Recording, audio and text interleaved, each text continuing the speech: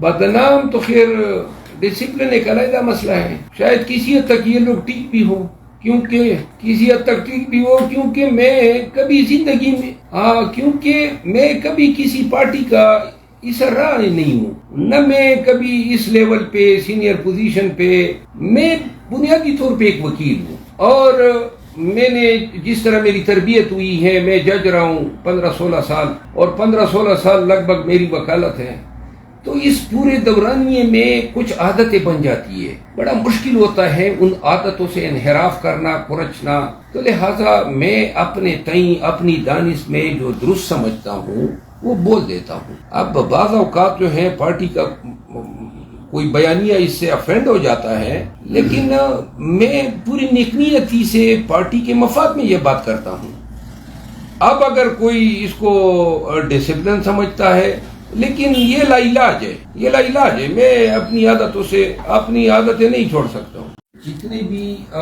Superior جج صاحبان کی سربراہی میں جوڈیشل کمیشن بنے ہیں، انہوں نے کسی حد تک فیئر انکوائریاں کی ہیں، چونکہ یہ جو 6 جج صاحبان کا جو لیٹر ہے یہ ایک آئی اوپنر ہے، اور اس لیٹر کے مکمل مطالعے سے واضح ہوتا ہے کہ یہ جو تھریٹس ملے ہیں، یا جو جج صاحبان کو قانون یا انصاف میں اپنا کردار یا فیصلوں کی ادائیگی سے روکنے کے لیے رکاوٹیں ڈالی گئی ہے، وہ پی ٹی آئی یا عمران خان اسپیسیفک تھے، کسی بھی دوسری پارٹی یا دوسرے کیس کے حوالے سے ایسی مشکلات پیش نہیں آئی۔ تو لہذا جوڈیشل کمیشن جو ہے وہ اگر بن جاتا ہے، اور میرا خیال ہے چونکہ معاملے کی نوعیت انتہائی سنجیدہ ہے، تو اس کے لیے جو جوڈیشل کمیشن ہے جو پراپت کرے وہ کم از کم 5 سپریم کورٹ کے جج صاحبان پہ مشتمل ہو، اور اگر بہت ہی تعداد کم کرنی ہے تو 3 سے قطعاً اور یہ سینئر موسٹ جج صاحبان پہ مشتمل ہونا چاہیے۔ میرا خیال ہے کہ اس میں ضروری نہیں ہے کہ وہ ریٹائرڈ جج صاحب کو لاتے ہیں، اس میں مشاورت ہوتی ہے chief justice supreme court of Pakistan سے، اور پھر ان کی منشا و مرضی سے تقرری ہوتی ہے کہ کن جج صاحبان نے اس کو پراپت کرنا ہے۔ اگر حکومت پہلے سے ایک انڈیا دے رہی ہے کہ کسی ریٹائرڈ جج کو لائیں گے، اور اگر اپنی مرضی کے کسی جج کو لاتے ہیں، تو اس کا مطلب یہ ہے کہ گورنمنٹ اس معاملے کو قالین کے نیچے دبانے کی کوشش کر رہی ہے، اور اگر یہ کوشش کی گئی تو یہ نظام عدل کے لیے اور پاکستان کے لیے انتہائی خطرناک ہوگا۔ میرا خیال یہ ہے کہ یہ جو وکلاء کی تحریک گزشتہ 2 سالوں میں نہ ابھر سکی، اس کے پیچھے شاید وجہ یہ تھی کہ پاکستان تحریک انصاف ایک سیاسی پارٹی کی حیثیت سے ظلم و ستم کا نشانہ بن رہی تھی، اور پولیٹیکل پولرائزیشن کی وجہ سے وکلاء کے پلیٹ فارم اکٹھے نہیں ہو پا رہے تھے۔ لیکن جہاں عدلیہ کی آزادی کا سوال پیدا ہوتا ہے، ماضی کی مثالیں نظیر ہمارے سامنے ہیں، وہاں وکلاء جو ہیں وہ پھر ان کے تحریک چلانے میں کوئی تاخیر نہیں کرتے ہیں۔ جب جج صاحبان کو نظر بند کیا گیا 2008-9 میں، اور جب جج صاحبان کو سڑکوں پہ گھسیٹا گیا، ان کو پریکٹیکلی اپنے گھروں میں جو ہے قیدی بنایا گیا، تو پھر قوم نے دیکھا کہ وکلاء کیسے اٹھے، اور اب وکلاء کی اٹھنے کی ضرورت اس لیے ہے کہ اگر قانون کی حکمرانی ہے، عدلیہ آزاد ہیں، جج صاحبان کو تحفظ ہیں، اور وہ ایک بہترین ماحول میں انصاف کی فراہمی کر سکتے ہیں، تو اسی سے وکلاء کا رزق بھی جڑا ہوا ہے، وکلاء کی پروفیشن کی عظمت بھی جڑی ہوئی ہے۔ کیا وکالت ہوگی جہاں پہ جج صاحبان سرنڈرڈ ہو، جہاں جج صاحبان محبوس ہو، جہاں جج صاحبان کمپرومائزڈ ہو؟ وکیل جب جاتا ہے اور ہائی کورٹ میں کسی جج کو مہلاٹ پکارتا ہے، تو اس کے ذہن میں یہ پختہ اعتقاد ہوتا ہے کہ یہ جج اس قابل ہیں کہ وہ اس کو نہ کہ صرف اس کے کلائنٹ کو انصاف دے سکے، بلکہ کسی بھی ناانصافی کو انڈو کرنے کی اہلیت رکھتا ہے۔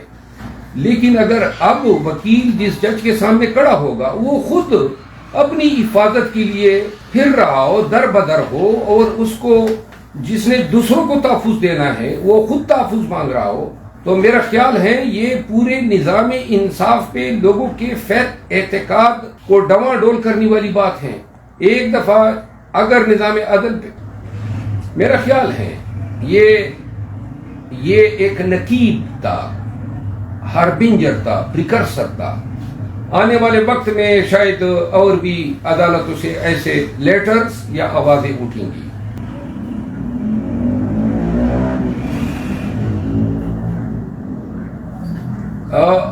جب ابتدا میں مولانا صاحب نے بیان دیا کہ وہ اپوزیشن میں بیٹھ رہے ہیں اور احتجاج کا سوچ رہے ہیں، ہماری شاید امید پیدا ہوئی تھی، لیکن بعد میں انہوں نے سینٹ کے الیکشن میں پیپل پارٹی کے ساتھ جو ہے اتحاد کیا، اعلان کیا. اس کے بعد جو ہے احتجاج کے حوالے سے ہمارے احتجاج ہوئی، 3 احتجاج ہم نے کیے 8 فروری کے الیکشن کے بعد.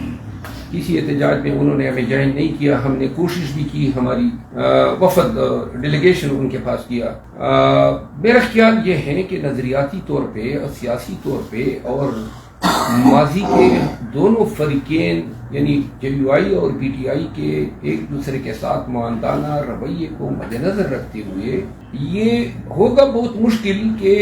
روڈوں پر، سڑکوں پہ پی ٹی آئی اور جے یو آئی جو ہیں ان کے ورکرز اکٹھے نکلے. لیکن حالات جو ہیں ہمیں ایک چیز کی سمجھ نہیں آ رہی ہے کہ مولانا صاحب اگر احتجاج کر رہے ہیں،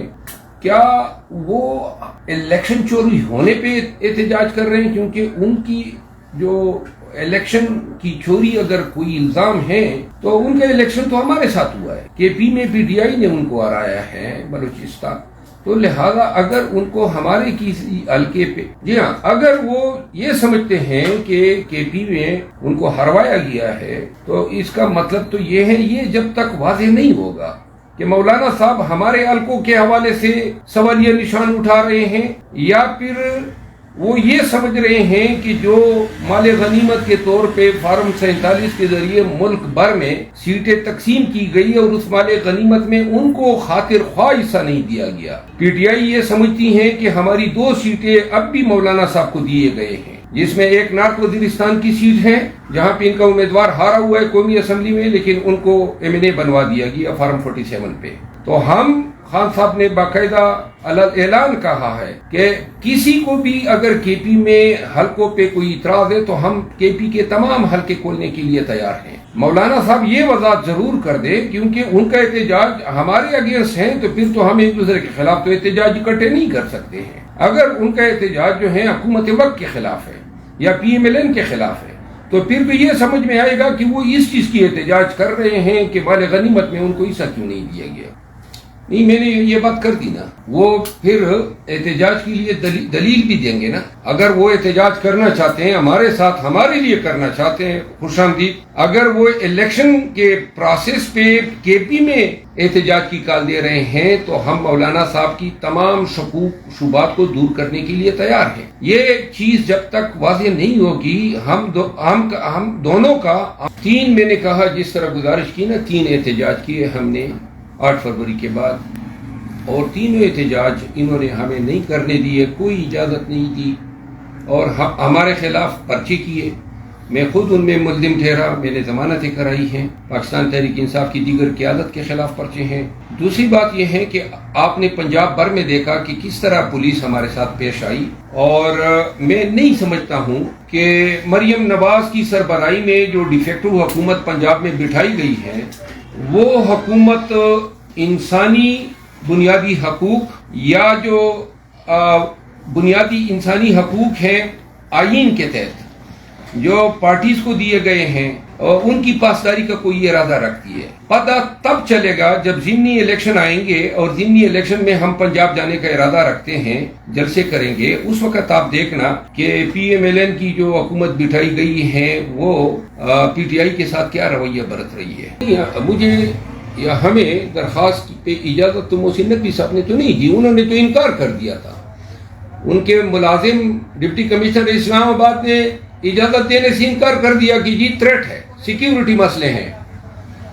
تو میں نے اس کو چیلنج کیا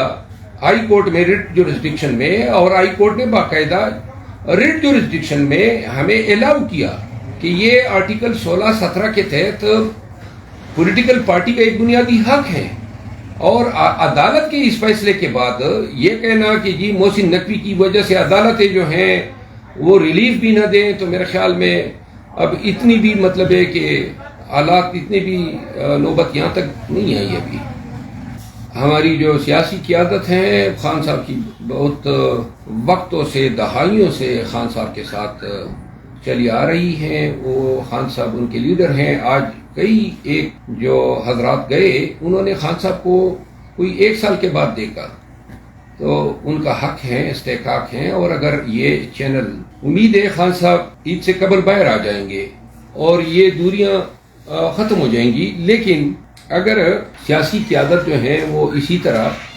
خان صاحب تک رسائی رکھیں, ان کی ملاقاتیں ہو تو ایک کلیکٹیو وزڈم جو ہوتی ہے, مجموعی جو وزڈم ہے, اس کے ذریعے بہتر فیصلے ہو سکتے ہیں. آج بھی جب ہم نے فیصلے کیے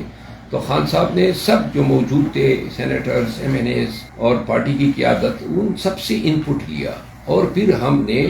باقاعدہ کنسنسس سے وہ فیصلے کیے. خان صاحب جو ہیں فی الوقت تو 3 کیسز میں اندر ہیں. سائفر کیس ہے, توشہ خانہ کیس ہے, اور سائفر کیس میں باس بڑی طوالت پکڑ گئی ہے. اتنی زیادہ طوالت ہمارے لیے بھی اچھی نہیں ہے. اور دوسرا جو ایک کیس اب ہوا یہ کہ ہم تو یہ دیکھ رہے ہیں کہ چونکہ تینوں کیسز میں جو ٹرائل ہیں وہ بڑے ہی بے دردی سے اور قانون کے تمام تقاضوں کو ملیہ میٹ کرتے ہوئے کنڈکٹ کیے گئے. یعنی سائفر کی مثال دیتا ہوں, 18 دنوں میں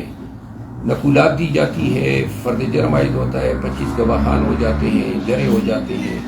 اور ہمارے وکلاء کو باہر نکال دیا جاتا ہے. اپنے من مانی مرضی کے وکلاء مقرر ہوتے ہیں, وہ کوئی اپنے فرائض انجام نہیں دیتے ہیں جو ان کا بنیادی فریضہ تھا کہ وہ اپنے کلائنٹ کو ڈیفینڈ کرتے چاہے کسی نے مقرر کیے ہو. تو یہ اتنے بڑے لیکونز ہیں اور اتنی زیادہ انہوں نے ٹرائل اور طریقہ اور قانون انصاف کی شرک ایسے انداز میں کاٹی ٹرائل کرتے ہوئے کہ ان کا کام تھا, انہوں نے 8 فروری سے 1 ہفتہ قبل یہ کنوکشن دینے تھے کہ خان صاحب یک کے بعد دیگر سزا یاب ہو گئے, اور وہ انہوں نے دیے. نجم سیٹھی صاحب نے اپنی شریعت کے ذریعے سائفر کیس میں خان صاحب کو دی جانے والی سزا کی نشاندہی 15 دن قبل کر دی تھی کہ ان کو 5 فروری سے قبل سزا دی جائے گی, اور بائنو اسی طرح ہوا. ہمارے جو 6 جج صاحبان نے جو لیٹر لکھا ہے انہوں نے محتاط عدلیہ کے جج صاحبان پر بھی اثر انداز ہونے کی کوششوں کا ذکر کیا, ان کے ساتھ جو ناروا رویہ رکھا گیا. اور اب شاید وقت ہے کہ پاکستان کی عدلیہ ماضی میں جو ان کے پاس کردار رہے, جو بڑے کلیدی عہدوں پہ رہے, جیسے جسٹس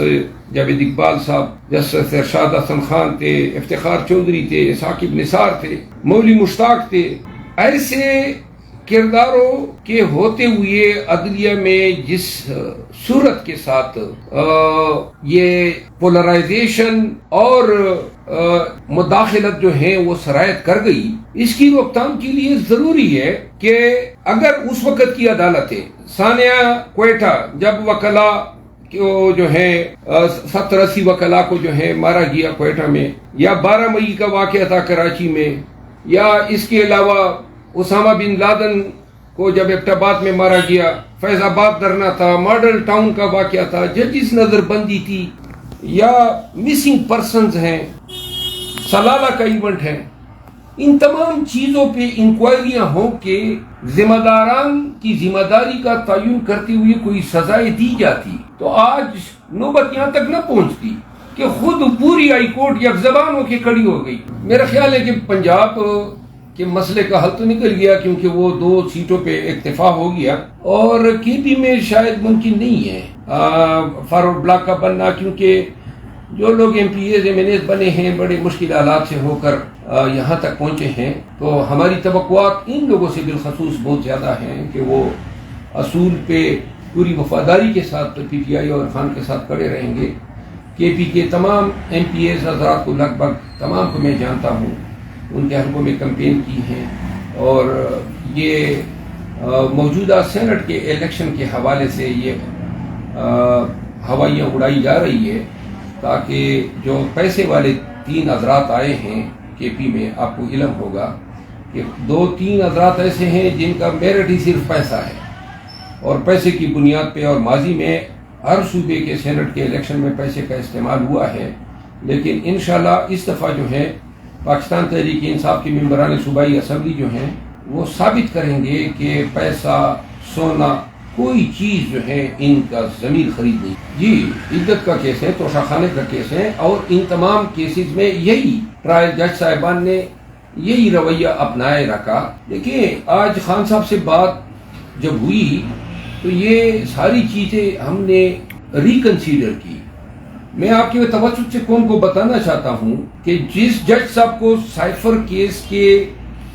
ٹرائل کے لیے لایا گیا, دوسرے جج صاحب کو ہٹا کے ابو الاسناد صاحب کی تقرری کی گئی. تو وہی ابو الاسناد صاحب ہیں جنہوں نے سائفر کیس میں خان صاحب کو اس انداز میں ٹرائل مکمل کر کے سزا دی. عدت کے کیس میں قدرت اللہ صاحب کو لایا گیا اور اس کے پیشرو جج صاحب جو تھے نصر من اللہ صاحب, ان کو ہٹایا گیا, ان سے کیس لیا گیا. اور یہی کام ابو الاسناد صاحب کے ساتھ ہوا. راجہ جواد عباس صاحب ان کے پیشرو تھے, ان کو پری میچور ٹرانسفر کر دیا گیا. پھر نصر من اللہ صاحب کو پری میچور ٹرانسفر کر کے قدرت اللہ صاحب کو لایا گیا. پھر ظفر اقبال صاحب تھے, ظفر اقبال صاحب ایڈیشنل سیشن جج تھے, وہ توشہ خانہ کے ٹرائل کر رہے تھے. 7 ماہ کے بعد ان کو ٹرانسفر کر کے ہمایوں دلاور صاحب کو لایا گیا. اور ہر ایک ٹرائل کے پیچھے یہ کہانی ہے. مردی کے جج صاحبان کو لا کے اس طرح کے ٹرائل کروائے گئے, اور یہ چیزیں جو ہیں صرف اسی بنیاد پہ پھر یہ جو 6 جج صاحبان کا لیٹر آ گیا اور انہوں نے مہر ثبت کر دی کہ صرف P T I specific cases میں مداخلت ہوئی, اور اس مقصد کے حصول کے لیے کیا ڈرامے نہ رچائے گئے. اور یہ ظلم و جبر یا پریشر یا انفلوئنس ماتحت عدلیہ کے جج صاحبان کے ساتھ بھی روا رکھا گیا. تو لہذا خان کی ونڈیکیشن کے لیے یہی کافی ہے.